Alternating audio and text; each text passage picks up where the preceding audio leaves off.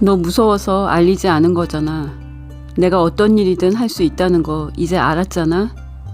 혜인이가 백현우를 감옥에 보내겠다는 윤은성의 협박에 내 문제는 내가 풀겠다는 의지를 드러내고 퀸즈백화점으로 향했는데요. 용두리 집 대문에서 나오며 엄마 선아를 만날 때부터 모든 장면이 역대급이었습니다. 선아는 혜인에게 너 혼자 살겠다는 거냐는 억울한 말을 했는데요. 11화 예고를 보면 김선아의 가슴 아픈 눈물이 예상되는 모녀의 대화입니다. 혜인의 기자회견장에서의 역대급 사이다 폭로 엔딩으로 눈물의 여왕은 최고 시청률 19%를 기록했습니다. TVN 역대 3위의 시청률인데요. 매회 내전들을 갱신하고 있어서 역대 시청률 순위도 넘어설 것으로 보입니다. 혜인이의 퀸즈백화점 등장씬, 혜인이를 말리려는 현우, 윤은성과 함께 차를 타고 떠나는 혜인을 바라보던 현우의 모습을 보며 속으로 혜인아 가지마 했는데요.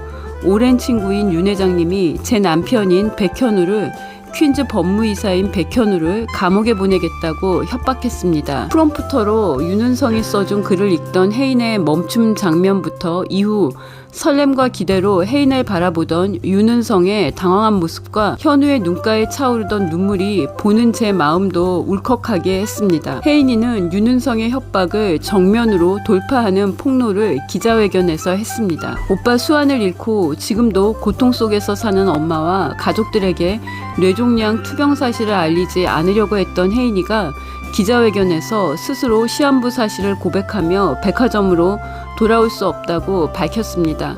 11화 예고는 혜인이 엄마 김선아의 자책과 후회의 눈물이 시청자의 마음을 울릴 것 같은데요. 다혜의 배신과 가출로 날마다 우는 홍수철이 누나 혜인이의 투병 사실을 알게 된 이후 현태에게 복싱을 가르쳐달라고 하는 모습이 공개가 되었습니다.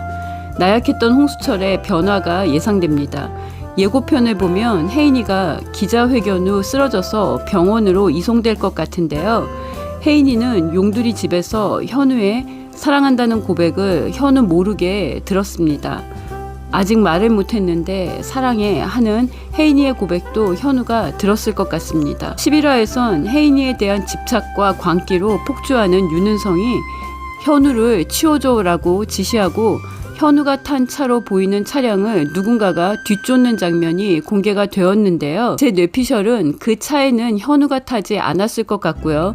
현우가 탔다고 해도 뒤쫓는 차량을 따돌리고 빠져나갔을 거라고 예상합니다. 백현우가 홍만대 회장의 비자금을 가로채겠다고 하는 예고 장면도 나왔기 때문에 앞으로 윤은성에 대한 현우의 찐 반격과 퀸즈 되찾기가 본격화되는 이야기가 시작될 거라고 예상이 되는데요. 혜인이와 현우가 서로에 대한 사랑을 자각하고 다시 사랑을 시작하는 눈물의 여왕 후반부 이야기 더 뭉클하고 더 사랑스러울 것 같습니다.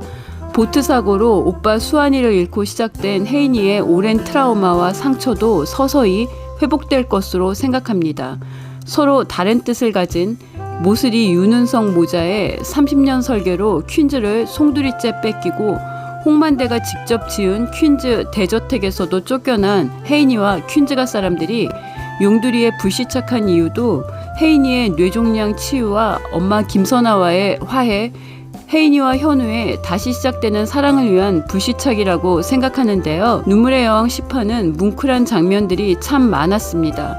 현우 엄마 전봉의 여사가 혜인이가 아프다는 걸 알고 눈물을 참던 모습, 서울 가는 혜인이를 용달차에 태우고 달리던 모습까지 장면마다 혜인이에 대한 전봉의 여사의 따뜻한 마음이 느껴졌습니다.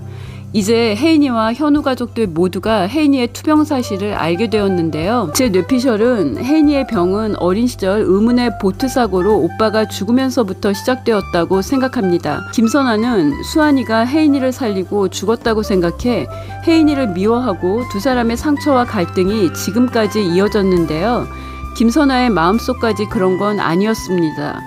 퀸즈 가족 사냥터에서 김선아는 수철이가 누나가 멧돼지의 습격을 받았다고 하자 다치지 않았다는 다음 이야기를 듣지도 않고 뛰어나갔는데요. 11화에서 김선아의 눈물이 혜인이와 김선아의 오랜 상처와 오해를 풀게 할 것으로 예상합니다. 그리고 보트 사고에서 혜인이를 구한 건 뇌피셜이지만 수환이가 아니라 어린 현우일 것으로 생각합니다. 그리고 혜인이의 치유는 이미 시작되었습니다.